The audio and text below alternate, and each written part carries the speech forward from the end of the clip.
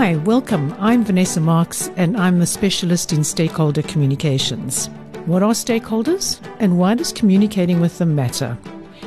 In 2005, the Reserve Bank redesigned the South African rand to include more security features. I was involved with a company at the time that made banknote readers for slot machines, parking vending machines, note counters, and so on. There was a time frame as to when all these new banknotes would roll out, and I had to ensure that the banknote readers that were in operation were upgraded to accept the new currency. Well in advance, I communicated with all my stakeholders. This involved my suppliers, customers, the gambling boards, banks, and so on. And I thought I'd covered all the bases until a few weeks into the project, the police arrived at my office and promptly arrested me. They'd arrested me for counterfeiting the South African currency. The one party I had forgotten to communicate with was the customs officials. They had intercepted the banknotes at the airport through the courier company that was sending the banknotes overseas in order for that company to redesign the software. I can tell you this was a very unpleasant experience, and one that came about just because I forgot to communicate with one crucial stakeholder. So stakeholders are all those parties that can impact on the well-being of a company or organization. These include our shareholders, our employees, customers, suppliers, regulatory bodies, the community, and so on. And although it seems obvious to communicate with everyone, it's not so simple, and it's easy to overlook a crucial stakeholder, as I did in this particular example. Since then, I have seen many more issues like this in my years of business, and this has put me on a quest to design and deliver the right message to the right stakeholder at the right time. One of the areas that I've been exploring as a means to connect with all stakeholders is podcasting. And one of my stakeholders is Gavin Kennedy. He's the founder of Solid Gold Podcasting. Gavin, what is podcasting? Thanks, Vanessa. Podcasting is essentially the ability to deliver audio content to be listened to anywhere on demand. And I guess the key word there is on demand.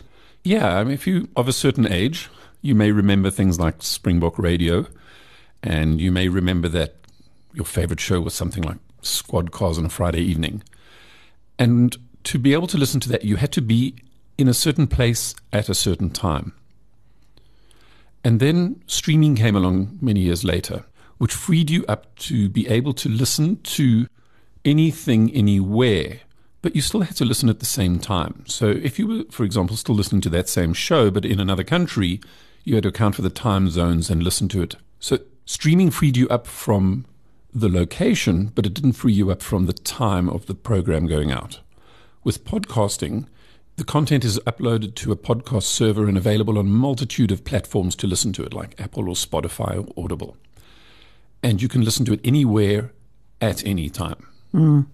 And also, would you say with radio, you really were at their mercy of what they decided you were going to listen to, whereas with podcasting, you can pick and choose a subject that would be important to you to listen to? Absolutely. There's a fundamental difference between what radio is doing and what podcasting is doing. Radio is a network built on a scarce resource. So we've got an FM frequency in a city, and there are only so many. So it's a scarce resource. There's only so many of them available. And the main product of radio, as much as you think the DJ and the music is what the content is, the main purpose of radio is the ad breaks every 15 or 20 minutes. And everything else you're listening to is to fill the space between the real business of radio. And you need as big an appeal as possible because you have to maximize the return on that scarce resource. Podcasting is not radio. Podcasting is very, very different from that in that there is no networking control of the content. This is a case where content really, really is king. So with that, I would say that podcasting would probably be growing. What is the future of podcasting? Podcasting is undergoing exponential growth at the moment. 3 or 4 years ago, there were only about 400,000 podcasts in the world. We're now over the 3 million mark in a couple of years. Okay, my experience of podcasting has pretty much been revolving around entertainment. But now I think businesses are starting to use it. Can you give us a bit more information around that? Yeah, initially the majority of content was entertainment. It gradually became quite educational as well. In the same way as YouTube videos became educational, podcasting started to be recognized as a valuable resource for training and education. And as it reached a greater audience, it was recognized for its ability to be used as a communication medium. So we've seen companies, big and small, use podcasting for communicating with their own staff, with their own customers, a multitude of stakeholders within their organization.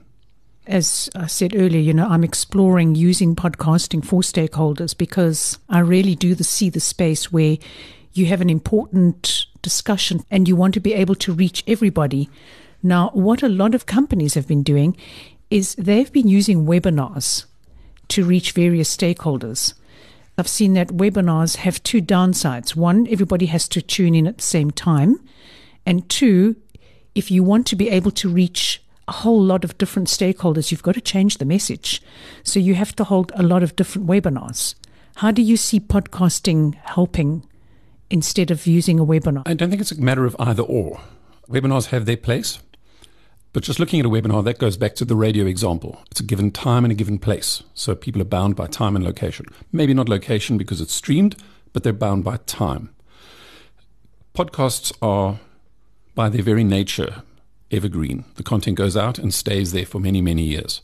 So irrespective of how many people you have attending your webinar, if you convert that content into a podcast, over time, more people will engage with that content when they want to rather than during the actual webinar itself. So if you have a webinar, 300-400 people in it, you clean it up, you remove all the hello, your mic's not working, all that nonsense that we're used to, clean it up, put it out as a podcast.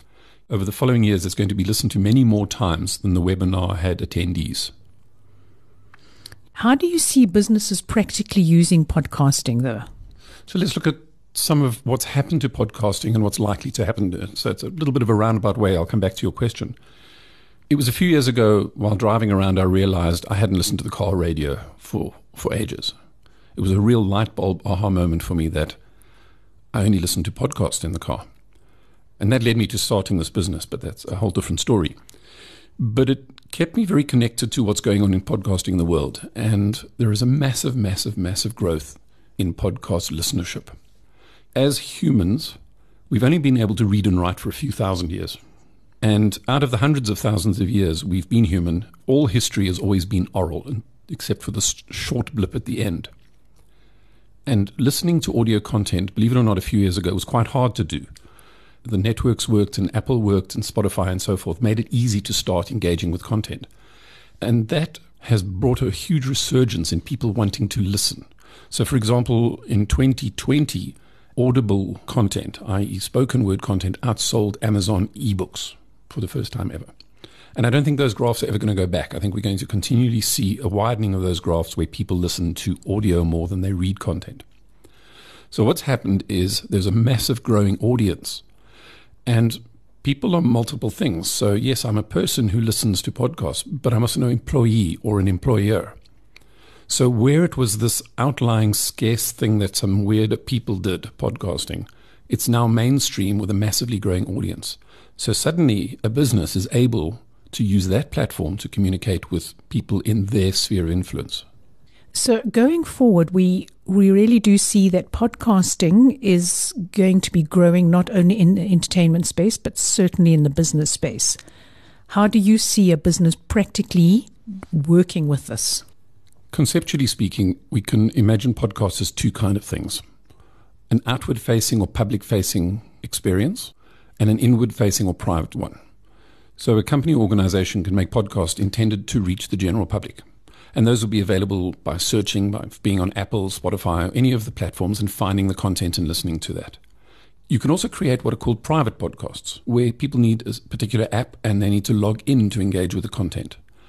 Now, it's quite easy to imagine a company saying, well, here's our weekly message from the CEO, or here's your onboarding message. Welcome to the company. Here's the onboarding podcasts, with validation of the fact that people have engaged and listened. So I think podcasts are going to take the role of a combination of those. I don't think either of those is a magic elixir that's going to solve all of a given company's communication problems or challenges. But using podcasts to reach different people. And I think intrinsically there's a difference between a 300-word email that describes what's happening and a conversation that is between people that the listener knows and trusts. I think there's more value in the latter. And an interesting thing is you can listen to the radio and listen to podcasts while doing other stuff.